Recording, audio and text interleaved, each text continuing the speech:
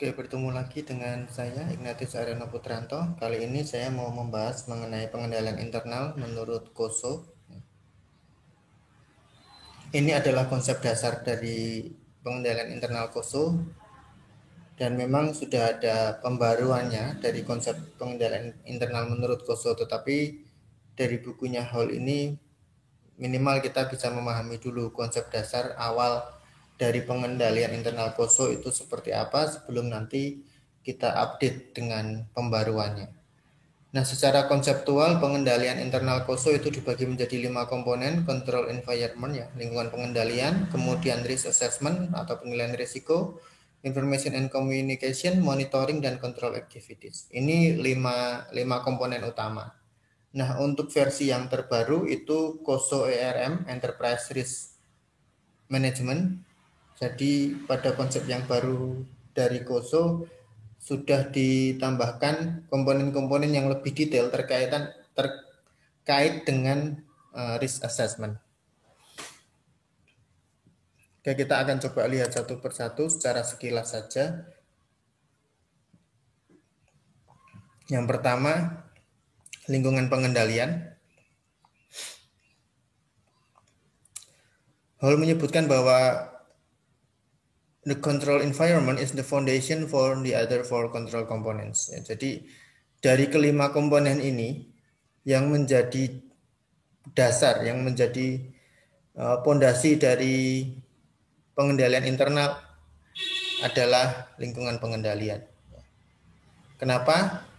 Because the control environment sets the tone for the organizations and influences the control awareness of its management and employees. Jadi disebut sebagai penopang atau pondasi karena lingkungan pengendalian itu termasuk dalam rangka mengatur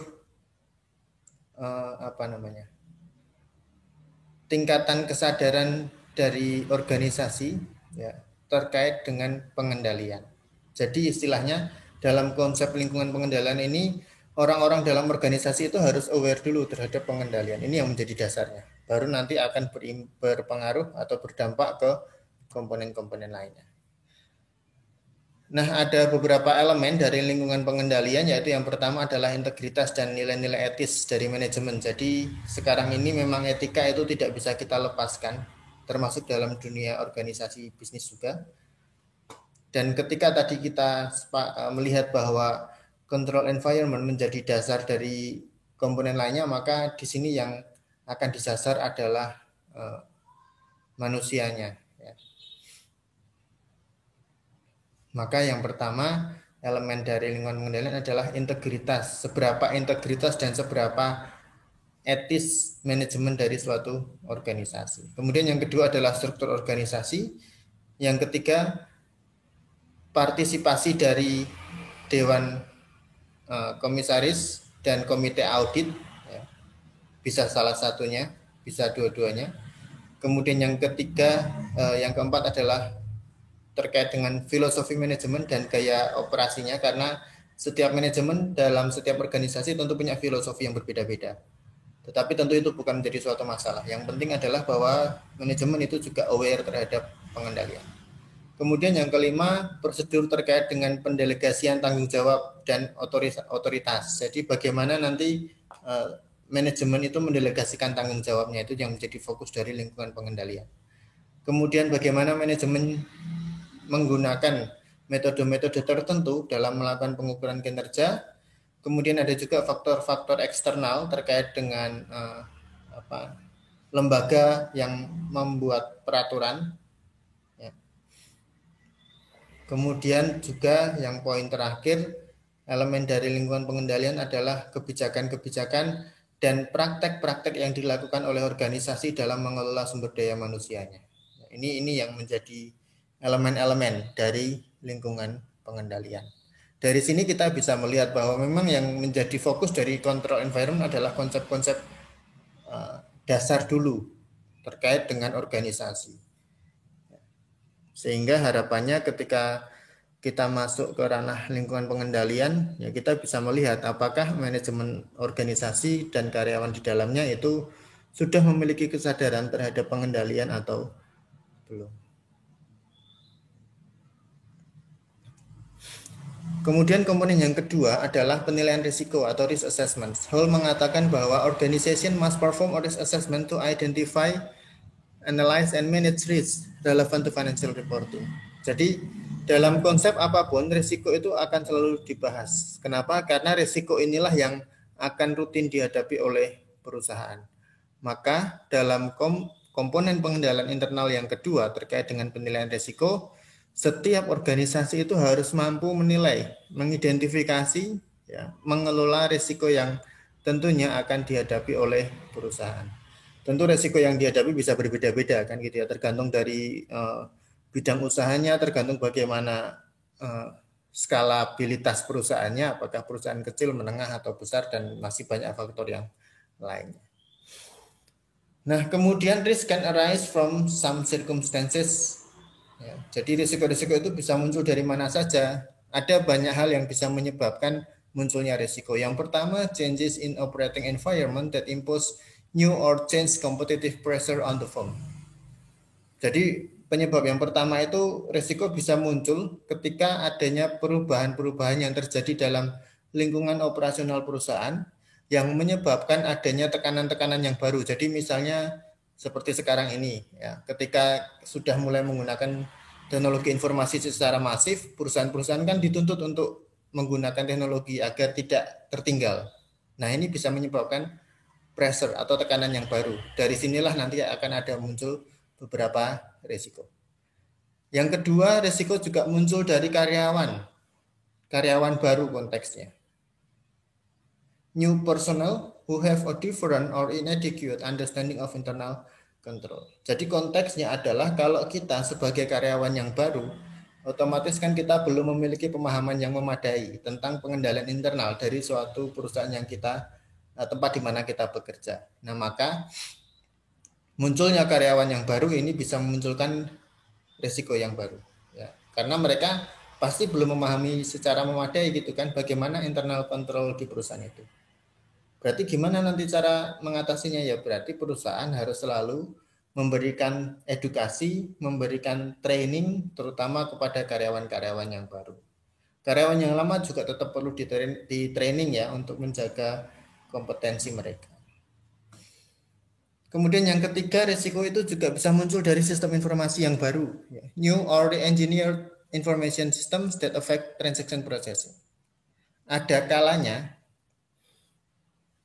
perusahaan itu mengimplementasikan teknologi yang sama sekali baru, atau perusahaan itu memodifikasi teknologi yang sudah mereka pakai agar lebih update misalnya, memperbarui teknologi yang mereka pakai. Nah, apapun konteksnya, mau itu teknologi yang baru sama sekali atau teknologi yang hasil pembaruan, itu sebenarnya sama-sama mengandung risiko. Risikonya apa? Misalnya nanti akhirnya ada beberapa pemrosesan transaksi yang terdampak, yang harus berubah karena sistem yang baru tersebut. Maka ini juga bisa menjadi poin munculnya risiko. Maka harus ada training, ya, harus ada training yang intens bagi karyawan bagaimana cara menggunakan sistem informasi yang baru tersebut. Kemudian poin berikutnya ini terkait dengan pertumbuhan perusahaan ya. Jadi risiko yang baru itu juga muncul dari perkembangan atau pertumbuhan perusahaan. Ya. Significant and rapid growth that strains existing internal controls. Jadi perusahaan kan pasti berkembang. Nah, ketika perusahaan berkembang, ya, mengalami pertumbuhan yang pesat misalnya, ada kemungkinan pengendalian internal yang sudah dipakai selama ini ternyata jadi tidak relevan lagi. Nah, ini nanti akan menjadi risiko. Ya.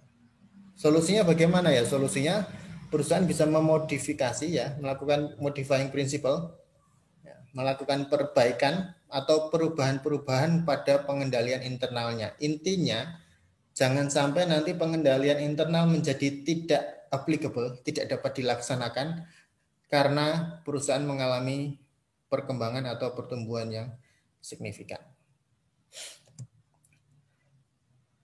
Kemudian ini sebenarnya hampir sama dengan poin yang sebelumnya tadi. Risiko juga bisa muncul dari implementasi teknologi yang baru pada proses produksi atau sistem informasi baru yang mempengaruhi pemrosesan transaksi. Ini konsepnya sama. Jadi Misalnya perusahaan manufaktur, mereka menggunakan teknologi robot nih. Sebelumnya masih menggunakan tenaga manusia untuk melakukan proses produksi. Kemudian manajemen memutuskan untuk menggunakan robot dalam proses produksinya. Nah, ini kan berarti ada implementasi teknologi baru. Nah, ini nanti bisa memunculkan risiko-risiko tertentu. Risiko inilah yang harus diidentifikasi. Kemudian the introduction of new product lines or activities with which the organization has little experience. Nah, ini sumber risiko yang berasal dari peluncuran produk yang baru atau aktivitas-aktivitas baru. Jadi penekanannya pada poin ini adalah ketika ada perusahaan ini baru muncul atau pengalamannya baru sedikit lah ya, little experience. Nah, ketika perusahaan yang baru punya pengalaman yang belum banyak, kemudian mereka meluncurkan produk baru, tentu pasti ada risiko yang bisa muncul. Ya. Lain halnya kalau perusahaan sudah punya banyak pengalaman dalam hal meluncurkan produk yang baru, tentu mereka akan lebih aware ya dengan risiko yang ada. Tetapi kemungkinan besar risiko ini muncul bagi perusahaan-perusahaan yang baru muncul ya dengan pengalaman yang masih sedikit dan mereka meluncurkan produk-produk yang baru, itu juga nanti bisa memunculkan risiko. Kemudian organizational restructuring resulting in the reduction and or reallocation personnel. Nah, ini juga sumber munculnya risiko, yaitu dari restrukturisasi organisasi. Perusahaan atau organisasi itu kan biasanya melakukan restrukturisasi ya, ada pemindahan posisi karyawan, mutasi dan lain sebagainya, penggantian karyawan. Nah, restrukturisasi organisasi ini juga bisa memunculkan risiko, terutama ketika terkait dengan business operations. Misalnya ada karyawan yang sudah sekian lama menghandle bagian purchasing, kemudian dia dipindah ke bagian human resources. Nah, otomatis kan yang di bagian purchasing akan diisi oleh karyawan yang baru, maka ini nanti akan muncul risiko-risiko yang harus diidentifikasi. Misalnya karyawan-karyawan yang berada di posisi yang baru itu harus di training lagi, harus benar-benar memahami apa yang akan dia kerjakan. Tetapi meskipun demikian, restrukturisasi organisasi itu tetap merupakan suatu hal yang penting untuk dilakukan. Ya. Ada batas-batasnya. Karyawan itu berada di posisi yang dia tempati itu berapa lama, itu ada batas idealnya. Kemudian sumber risiko lainnya berkaitan dengan foreign markets ya, pasar luar negeri, memasuki pasar luar negeri yang mungkin akan berdampak pada operations. Ya, jadi ketika perusahaan memutuskan untuk go internasional atau kalau di materi manajemen operasi kemarin ada proses bisnis global ya, perusahaan memutuskan buka cabang nih di negara yang lain. Nah, itu nanti akan ada risiko-risiko tertentu juga. Misalnya risiko terkait dengan kurs mata uang asing yang nanti akan mempengaruhi transaksi, itu yang harus diidentifikasi juga. Kemudian sumber risiko berikutnya adalah adoption of a new accounting principle that impacts the preparation of financial statements. Nah, ini dialami oleh Indonesia karena beberapa waktu yang lalu kita kan mengubah standar akuntansi ya, dari yang awalnya dulu berpedoman pada standar Amerika US GAAP, US United States General Accepted Accounting Principle, dan sekarang kita mengadopsi standar yang lain yaitu International Financial Reporting Standards IFRS ya.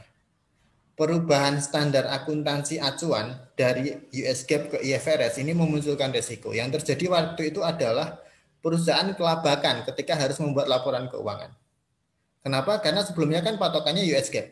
Begitu pindah ke IFRS ternyata ada beberapa hal yang harus diubah. Nah, ini ada risiko tertentu ya, yang harus dihadapi. Seperti tadi, bahwa mungkin pembuatan laporan keuangannya harus diperbaiki lagi, harus disesuaikan lagi dengan standar yang baru yang mungkin berbeda dengan standar yang sebelumnya misalnya. Termasuk penamaan laporan keuangan gitu ya. Dulu kita mengenal ada neraca, sekarang istilahnya adalah financial statement of financial position misalnya. Nah, itu contohnya. Jadi intinya dari sini kita bisa melihat bahwa ternyata sumber risiko yang akan dihadapi oleh perusahaan itu bisa bermacam-macam. Bisa dari internal, bisa dari eksternal. Intinya perusahaan tetap harus melakukan perbaikan-perbaikan dalam aktivitas bisnisnya Kalaupun memang ada risiko yang akan terjadi, ya itu harus bisa diantisipasi. Dan kemudian nanti dimitigasi, bagaimana risiko bisa dikelola dengan baik. Sehingga perbaikan tetap bisa berjalan, proses bisnis juga bisa berjalan dengan efektif dan efisien. Komponen yang ketiga adalah information and communication. Hall mengatakan the quality of information that the accounting information system generates impacts management's ability to take actions and make decisions in connection with organization's operations and to prepare reliable financial statement. Jadi bahwa ini terkait dengan materi SIA ini ya. Kualitas informasi yang dihasilkan oleh SIA itu berdampak pada kemampuan manajemen untuk mengambil tindakan-tindakan tertentu dan mengambil keputusan-keputusan tertentu. Maka kalau masih ingat di SIA ya, beberapa tahun yang lalu yang kalian ambil, di sana muncul materi mengenai informasi yang berkualitas itu yang seperti apa sih kan gitu. Ada 7 kualitas informasi ya. Antara lain misalnya informasi itu harus relevan, harus reliable, timely, kemudian accessibility, verifiable ya, bebas dari kesalahan dan lain-lain. Nah, kenapa itu menjadi penting? Karena bagaimanapun juga ketika manajemen akan mengambil keputusan, decision making ini kan didasarkan pada informasi. Maka kualitas informasi inilah yang nanti akan menentukan kualitas tindakan dan keputusan yang akan diambil oleh manajemen. Nah, ini yang harus kita pahami dengan baik. Maka nyambung ya, mata kelas sistem itu nyambung satu sama lain. Nyambungnya salah satunya seperti ini. Kita diingatkan lagi bahwa kualitas informasi itu akan menentukan kualitas pengambilan keputusan. Nah, sistem informasi ya akuntansi yang efektif itu akan berdampak apa sih pada perusahaan kan gitu ya. Maka di sini disebutkan poin yang pertama, sistem informasi akuntansi yang efektif itu akan mampu mengidentifikasi dan mencatat seluruh transaksi finansial secara valid. Mulai dari input data, processing, kemudian outputnya informasinya valid. Kemudian yang kedua, provide timely information about transactions in sufficient detail to permit proper classification and financial reporting. Jadi SIA yang efektif itu akan mampu menyediakan informasi pada waktu yang memang benar-benar dibutuhkan, sesuai dengan waktunya. Tidak out of date lah istilahnya. Termasuk dalam hal pengelompokan, pengklasifikasian transaksi dan akun-akunnya itu bisa dilakukan secara efektif.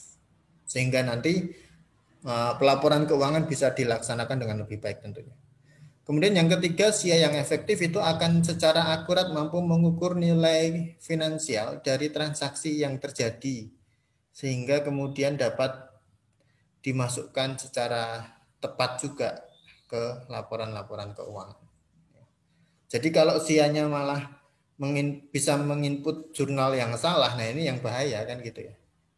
Ini nanti SIA-nya menjadi tidak efektif.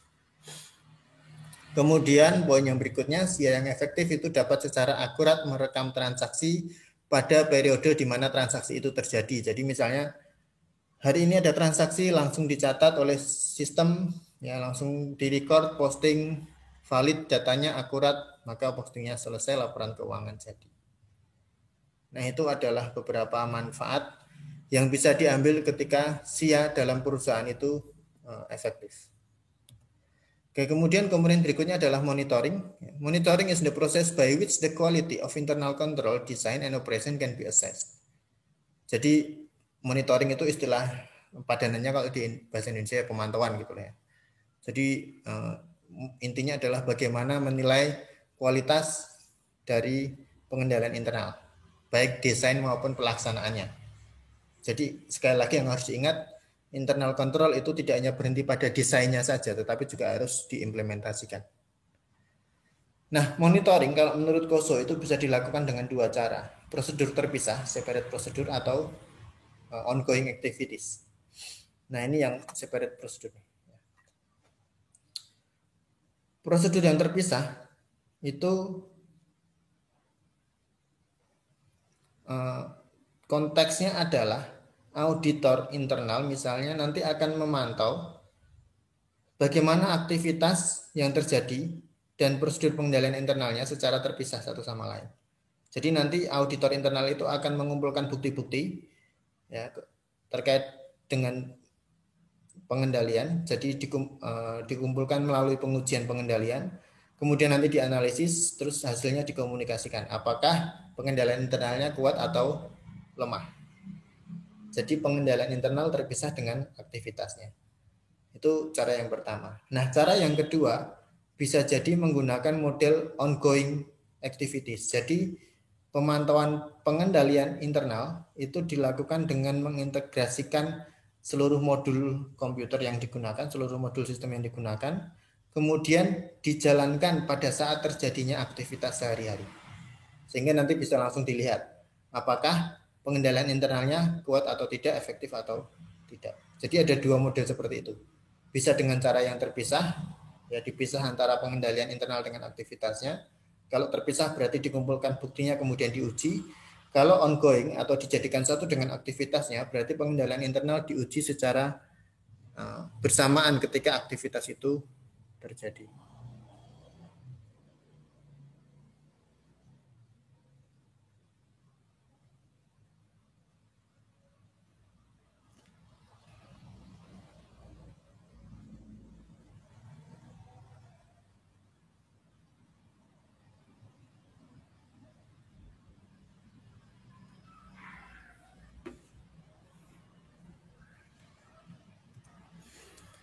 Kemudian komponen yang terakhir adalah aktivitas pengendalian.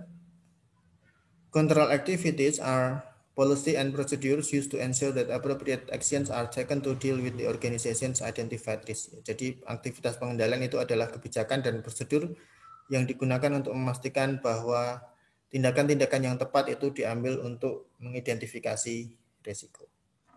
Nah, terkait dengan aktivitas pengendalian, maka ada dua konsep pengendalian di sana. Konsep yang pertama adalah pengendalian fisik dan yang kedua pengendalian berbasis IT.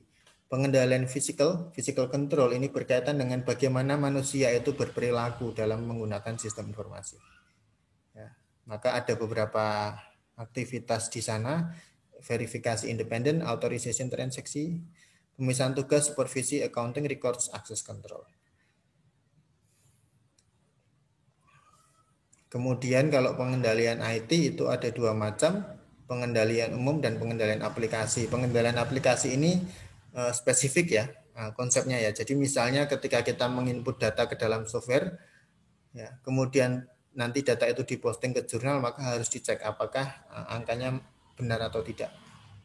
Misalnya yang diposting 1 juta, nanti ketika yang kita masukkan untuk transaksi nilainya 1 juta, ketika diposting ke ledger itu jadinya tetap 1 juta atau tidak. Sementara kalau pengendalian umum itu berkaitan dengan konsep secara umum dari penggunaan teknologi informasi ya, dalam perusahaan.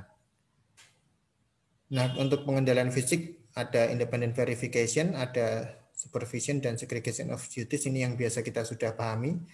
Segregation of duties itu ya berarti pemisahan tugas. Misalnya yang paling sering kita dengar adalah karyawan yang mencatat keuangan dengan yang memegang kas itu harus orang yang berbeda misalnya.